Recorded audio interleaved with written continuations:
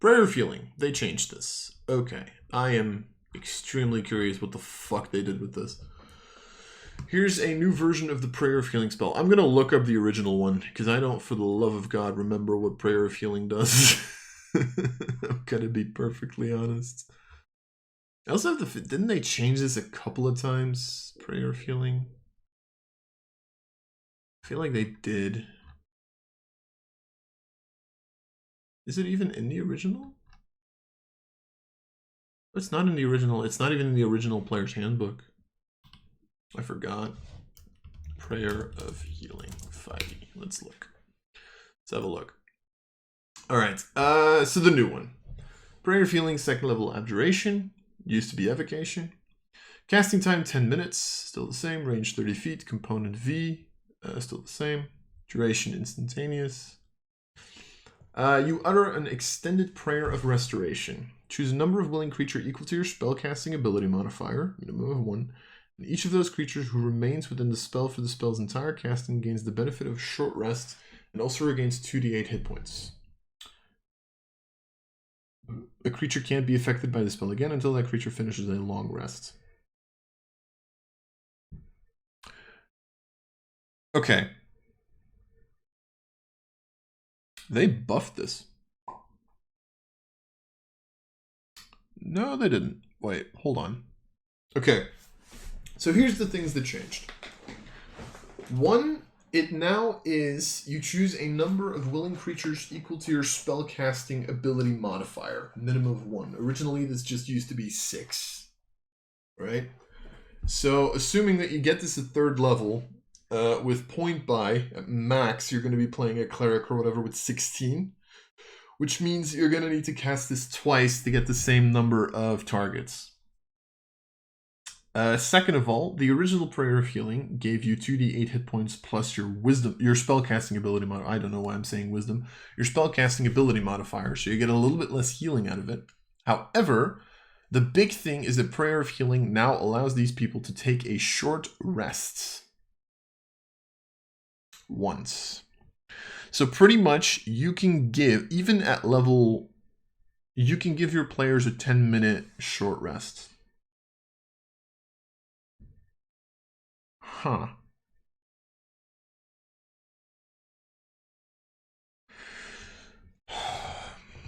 Is that any good?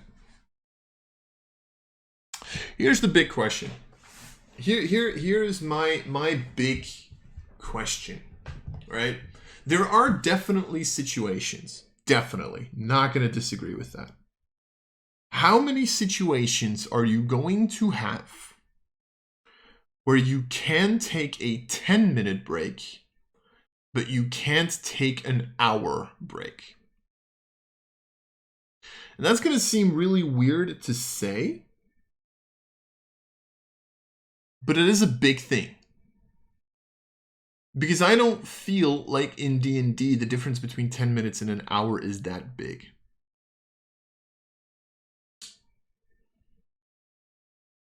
So I think it's definitely, I feel like it's a slight nerf for the spell just off of the fact that you, at level 3, you're only going to hit 3 characters with this. Like, this pretty much becomes good once you're at, like, 20 wisdom or charisma or intelligence or whatever your spellcasting ability modifier is. I feel like that's the moment when this becomes good.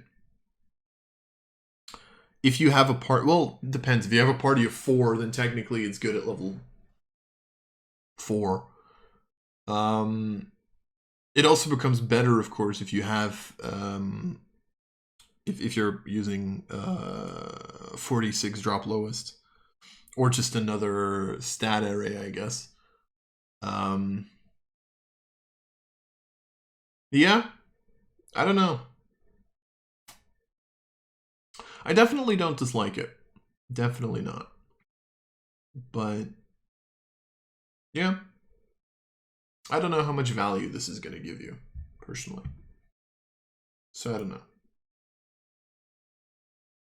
Did people use Prayer of Healing a lot? I think so, right? Because it's technically a 2nd level spell slot for, like, what, 6 times 2d8 hit points? It's 12d8 hit points. That's 6 times 9. That's 54. That's a lot of hit points, though.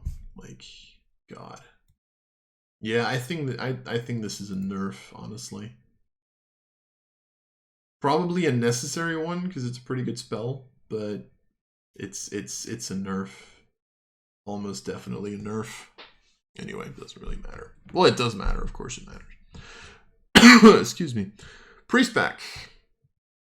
I have no idea what was originally in a priest pack. I'm gonna be very honest. I have no idea what the fuck was originally in a priest pack. I really don't. It's also funny how like every single class can now buy every single pack. How much was this? I don't what was the original price even? Priest pack. Contains the following items: a backpack, a blanket, a lamp, holy water, 7 days of rations, robe, and a tinderbox. Completely different than the original, which contained a backpack, blanket, 10 candles, a tinderbox, an alms box, 2 blocks of incense, a censer, vestments, 2 days of rations, and a water skin. Okay, sure. Let's go. I don't like packs anyway. I'm actually I don't know. You're probably still gonna buy packs, but I don't know. Primal spells. I'm not gonna go through this list because I don't want to. Resistance, that one also got changed, right? I'm assuming it got the same thing as guidance, right? Reaction, which you take in response to you or an ally within 10 feet of you failing a saving throw. Here I have less of a problem because you always succeed or fail a saving throw. Range 10 feet, component verbal and somatic, duration instantaneous. Channel magical protection to the creature who failed a saving throw, can roll a d4, add a d4. Resistance is going to be so much better as a cantrip now. Resistance is so much better as a cantrip.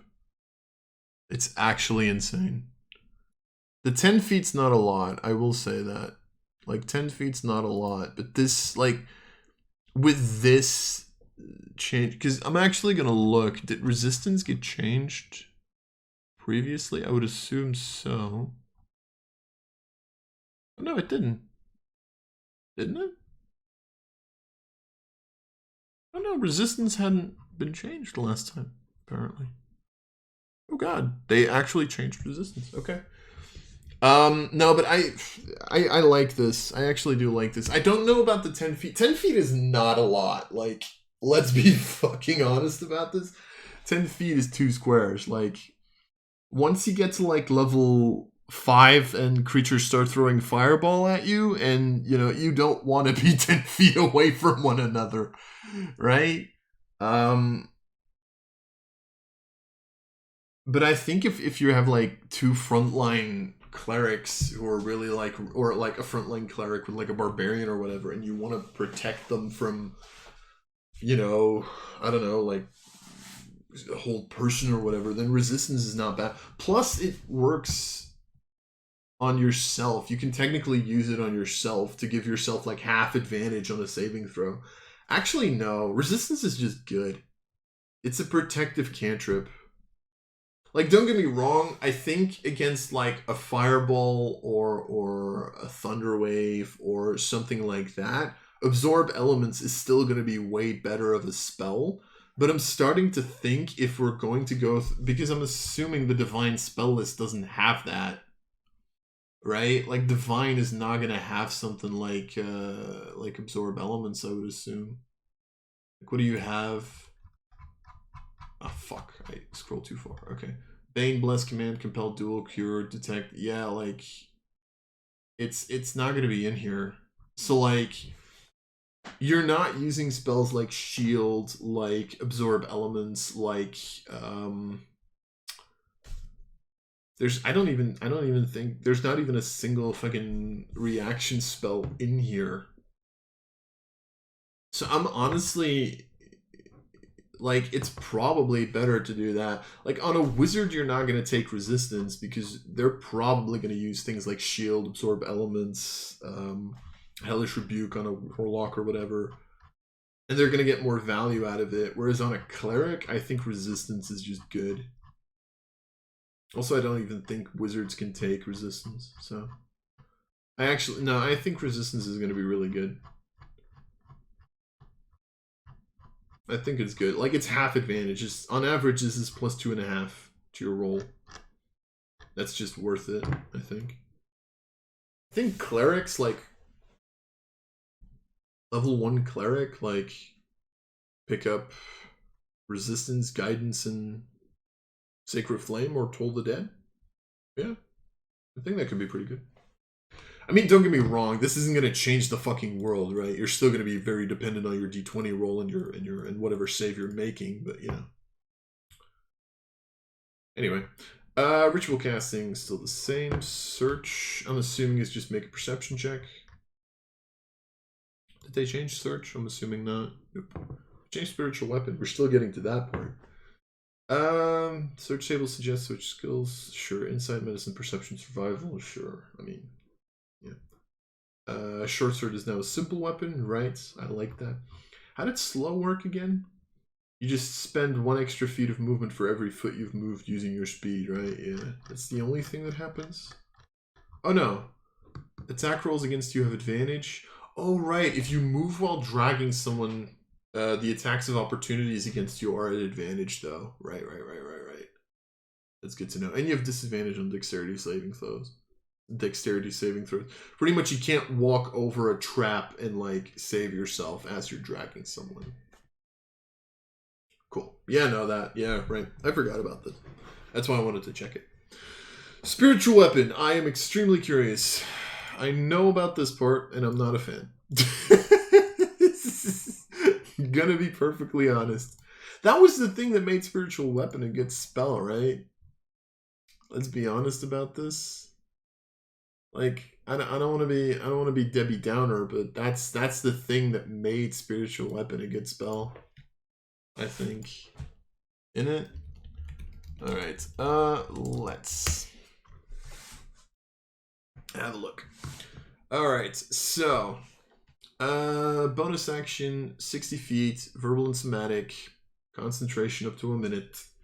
Create a floating spectral force that resembles a weapon of your choice and that lasts for duration. Force appears within range in a space of your choice. Immediately make 1 melee spell attack against the creature within 5 feet of the force. At a hit, target takes force damage equal to 1d8 plus your spellcasting ability modifier. And as a bonus action on your later turns, you can move the force up to 20 feet and repeat the attack against the creature within 5 feet of it.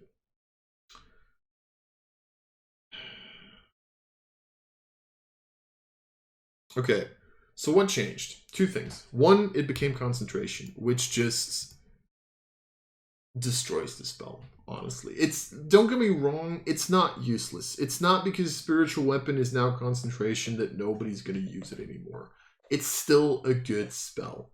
The problem is there are so many good concentration spells where spiritual weapon, just off of the fact of not being a concentration spell and being a bonus action spell, was worth so ridiculously much, right? Because you could bonus action spiritual weapon, use your action for something else for a minute, and then the turn after, you were able to throw out high level concentration spells and not give a shit, right? And this is such a huge nerf to this spell. The one thing that they did buff, and I don't know if you know this, but spiritual weapon used to only increase its damage by 1d8 for every 2 slots above second. Now it's every slot. So now a 3rd level spiritual weapon is 2d8 per hit. Originally, you needed to cast a 4th level spiritual weapon for that. So that's still a buff. But I think this is so much more important. Like one of my best friends, Sam, is gonna completely corroborate this. He feels like concentration is such a shitty mechanic. Well, not a shitty mechanic, but just like an overused mechanic. And the fact that they're adding more spells to the concentration package is like, it's already fighting for so much shit. Then again, spellcasters get really broken at higher levels, so it makes sense that they have some sort of limitations on them. So this makes sense. And honestly, I've never found that it made sense that spiritual weapon wasn't a concentration spell. Like from a visual perspective, this doesn't make sense, right? Because you're controlling the spiritual weapon. throughout the minute on it, so you're supposed to be concentrating on it, but yeah. It makes sense that they changed this, but from a mechanical standpoint, this is going to make Spiritual Weapon less powerful. It's still going to be used. I still think this is going to be used. It's still a good spell, but yeah. And, you know, a little bit more damage if you cast it at higher level. Study I don't think got changed. I'm assuming this is just like you make an intelligence check to see whatever the fuck you know about something. Swim speed, sure. Swim speed can be used to move through a wicket without expending the extra movement normally associated with swimming, sure. Add your proficiency bonus to any ability check. I mean, yeah. Nothing really here got changed. Teleportation, special kind of magical transportation. I'm assuming, like, I'm pretty sure nothing really changed on teleportation. Which has a lot to do with the fact that they literally mentioned that nothing got changed in teleportation. Whoops, sorry.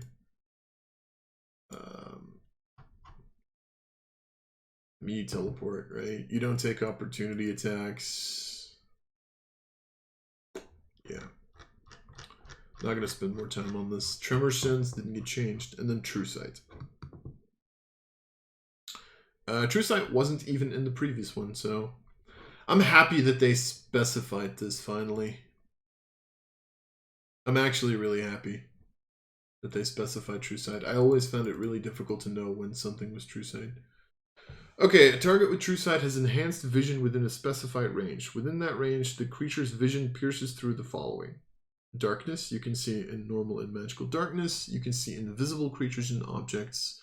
The creature notices visual illusions and automatically succeeds on saving throws against them. Discerns the true form of any creature or object it sees that has been transformed by magic, which pretty much means if you're polymorphing something, you can see the original form. And the ethereal plane, can see into the ethereal plane. So what this tells me is that True Sight is not actually strictly better than Blind Sight, I think. Right? Because if we go back to Blind Sight, you can see within a range without relying on sights. Within that range, you can see anything that isn't behind total cover, even if you are blinded or in darkness, and you can see a creature that is hidden. Which means a creature with True Sight cannot see a hidden creature. So rogues are actually good against True Sight creatures, not against Blind Sight creatures. Good to know. And then Unarmed Strike. Right, you can do an Unarmed Strike to grapple them.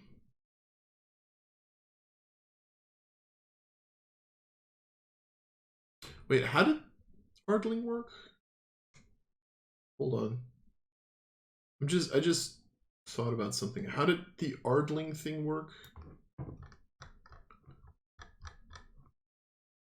When you deal damage with your unarmed strike. Okay, so you don't deal damage if you grapple them. Okay, that was some I was just thinking, sorry. But yeah, so you deal 1 plus your strength modifier in bludgeoning damage. They're grappled with an escape DC of 8 plus your strength plus your proficiency. You can either push the target 5 feet away or knock the target prone. Okay. Nice. Seems like that's the end of the glossary.